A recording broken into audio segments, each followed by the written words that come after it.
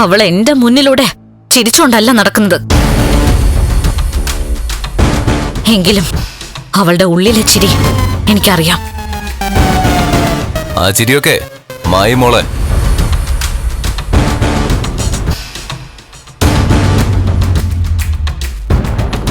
ഞാൻ പറഞ്ഞത് നിനക്ക് ഓർമ്മയുണ്ടല്ലോ, ഒരു കാരണവശാലും നിങ്ങൾ തമ്മിൽ തല്ലി പിരിയരുത്. നിങ്ങൾ ആഗ്രഹിച്ചൊരു ജീവിതം നിങ്ങൾക്ക് മുന്നിലുണ്ട്. ഇത്തവണ അംഗം കുറിച്ചിരിക്കുന്നത് കരുണയുടെ അച്ഛൻ തന്നെയാ. കണ്ണനെ മിടുക്കരായ ചില ആൾക്കാര് സ്കെച്ച് ചെയ്ത് കഴിഞ്ഞു. ചിലപ്പോ രണ്ടെണ്ണോ ഒന്നിച്ചു പോയെന്നും വരാം. ഒരിക്കൽ അവനുണ്ടായ വിധി എനിക്കാ വന്നു ചേർന്നത്. എന്നാൽ ഇനി പിഴവില്ലാതെ കാര്യങ്ങൾ നടത്താൻ പറ്റിയ ആൾക്കാരെയാ പ്രതാപനങ്ങൾ തെരഞ്ഞെടുത്തിരിക്കുന്നത്. ഇതുപോലെ ഒരുപാട് തവണ മേക്കേട്ടനും ഇവളുടെ അച്ഛനും അമ്മാവനും ഒക്കെ പറഞ്ഞതുകൊണ്ട് ഇനി എല്ലാം നടന്നിട്ടേ ഞങ്ങൾക്ക് ആശ്വസിക്കാൻ പറ്റൂ. നടക്കും.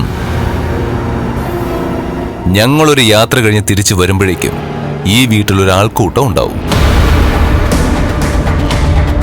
ഹാളിൽ തെക്കോട്ട് തലവെച്ച് കിടത്തിരിക്കുന്ന കണ്ണന്റെ തലഭാഗത്തിരുന്ന് ഏങ്ങലടിക്കുന്ന ലക്ഷ്മിയെ കണ്ടോണ്ടായിരിക്കും ഞങ്ങൾ മടങ്ങി വരുന്നത്.